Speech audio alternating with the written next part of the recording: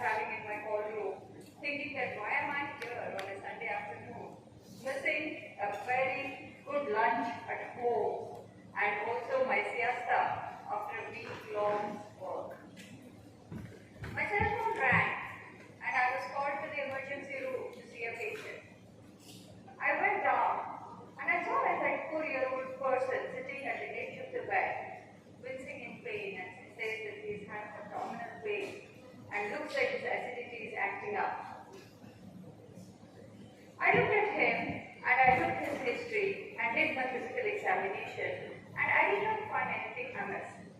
And even he said, treat me for acidity, doctor, and I'll be home. Yeah, sure, but in medical school, we have been taught that we have to make sure that we rule out any cardiac causes even if a person complains of acidity. So I told him that I will run some tests and if everything is fine, definitely I would like to send you home. He reluctantly agreed. As we were running the test, we did an ECG and some of the blood tests, and lo and behold, he was having an acute heart attack. So we had to rush him into the cath lab, and with the help of the cardiologist, he underwent angiogram and angioplasty. 2 days later, he thanked us immensely and he was discharged to lead a normal life. My dear friends, this is how the healthcare professionals are taking care of people across the globe as we speak with the help of technology. Throughout my 30 years of my career, I worked in hospitals with very scarce resource, with hospitals with abundance of technology. I've led teams, I founded a company, and took care of patients directly. In all my experience, there is one thing that I'm very sure, and also the future of healthcare, that is the intersection of medicine and engineering. Take for example this young man's life that was saved by a simple ECG. Do you think the ECG that we see today is the same 100 years back? It was almost in 1900s the first ECG machine that was created by a physiologist, an engineer, and a group of people. It was a collaborative effort, but it took several decades to see what we are seeing today. Today, an ECG can be taken in a wristwatch. Coupled with AI, it comes automatically with a preliminary report or an alert. This is because of the Nexus that was formed for many decades between the healthcare providers, engineers, and even probably in the case of an ECG, it is a paper expert, the ink expert, and so on and so forth. The other term which we are very proud of in India today is the eradication of a disease called trachoma. Trachoma was a debilitating blindness that was affecting several people in our country. Again, there was a nexus that was formed between the ophthalmologist, that is the eye specialist, the pharmacologist who created azithromycin, the chemical engineers, and our public healthcare system, which provided clean water to all the people. Again, this collaboration helped us to eradicate the debilitating disease, and since 2017, we have not reported even one case of trachoma in India. And WHO has declared India as trachoma-free after 7 years of surveillance in 2024. Another proud moment and another proud and very advanced technology that we are using in healthcare is laparoscopic instruments. You must have seen, and probably some of you must have already undergone an appendicectomy or a cholecystectomy, a surgery where they remove the appendix or the gallbladder, or one of you in your family must have undergone such surgery. Earlier, these surgeries used to have a huge scar.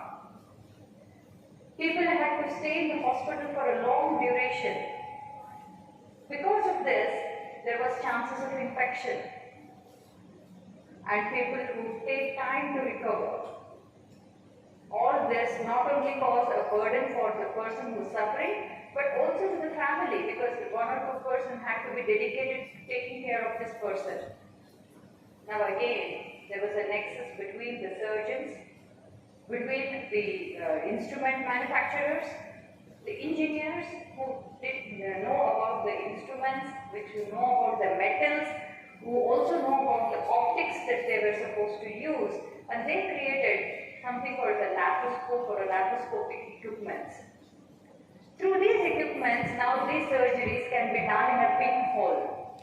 Just 1 or 2 centimeter diameter of a hole, they go and do complex surgeries today. Because of this, the cost of care has come down. The people are able to go back to the work within a day. What used to take 4 or 5 days, now it is a day-care procedure. It has not only helped the person, but also the family members who are dealing with this disease. So these are the examples of technology collaboration. We also have examples of not so technologically advanced solution, but solution that really impacts the patient outcome and has been very, very successful. That is surgical gowns.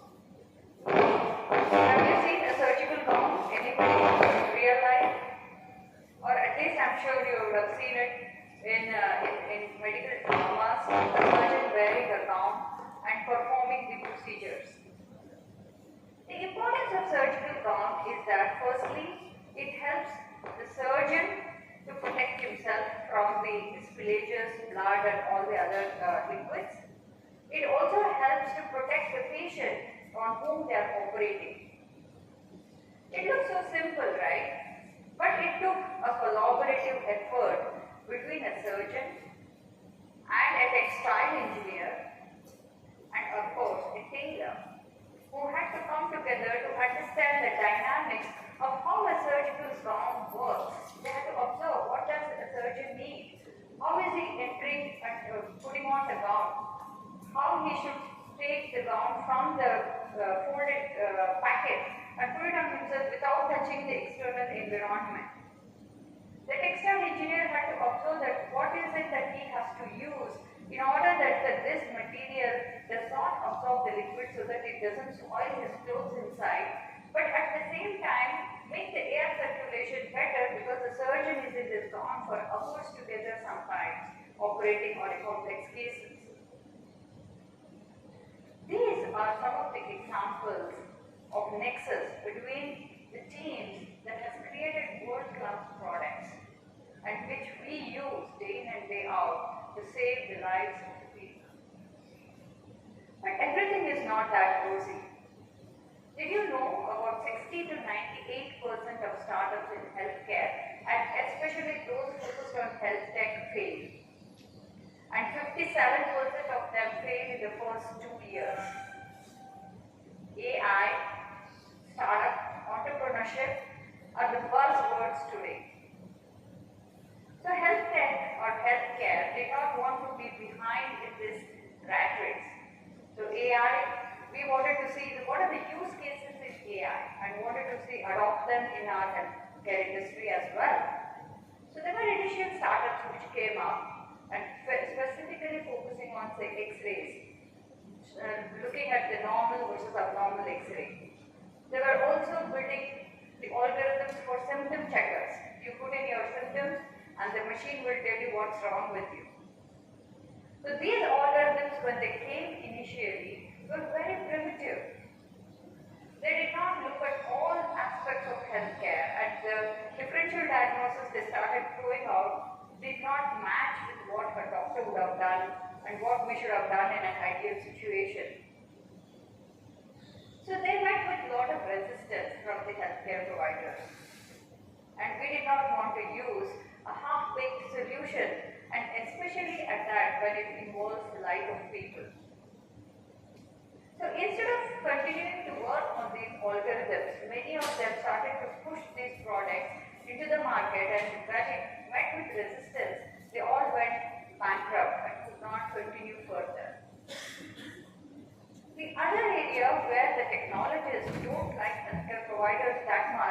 is in the area of adopting electronic medical records for documentation. Electronic medical records have been there in existence for almost 2 to 3 decades, but somehow are not getting adopted in the way that we would like to, or technologists would like to see getting used. That is mainly because of lack of understanding of a doctor's life. A day in a doctor's life is not just sitting in front of computers and entering notes. A day in a doctor's life involves sitting in a clinic, seeing patients. As I am seeing patients, I have been called to the emergency room to see a patient there. And as I am finishing work there, I have my inpatient who are admitted to see them. And if I am a surgeon, I need to get into the OR to operate. Look at the diversity of the work that we do. If you don't understand this and create a product which requires us to glue to a desktop and start entering the notes, it's not going to work. We need to have a product which is agile, and it has to be used at the point of care. If you look at these two examples of the success stories and the failure stories, it is very evident that the success comes with continuous collaboration and over the years of reiterating the product again and again and again so that it comes and meets the end user's need. And when you look at the failure, it comes because of lack of understanding and lack of creating value to the end user and running behind valuation, which is a craze today. Anything in healthcare takes time, and this is where we need to change the story. Collaboration is not something new. It has been happening for centuries. But now we have to make it into a systemic effect. The collaboration has to happen at the grassroots level. Each and every medical college and each and every engineering college should collaborate. Imagine a world where the medical students are coming to engineering colleges, sitting in your labs, understanding about the algorithms, understanding the coding system, what semiconductors can do, what the machines can do. And imagine a situation where all of you come to the medical college, round with us, with the patients. And that is where you learn the third dimension of healthcare, that is human centricity, empathy, and socio-technical aspects of technology. Only when you understand that, you will be able to create products that are relevant for our industry and for the patients. I envision a world where the innovation is happening not in silos, but in collaboration. We have 8 billion people worldwide and 140 crore people in India to touch. I am very clear that it is the use of technology that will help us to reach that, because there is a huge skill gap between what is available and what is required, and it is the technology that will help us to bridge that gap and help us to give path to the people from illness to wellness. And that is the power of Nexus. And that is the future of healthcare. I know it is not easy because each and every colleges have to create a center of excellence where people can come together, where people can collaborate. But it is doable. Together, we can create a world of innovation where brains, like all of your brains put together, can create solutions, and the doctors can help to heal people, and together we can create a world of wellness.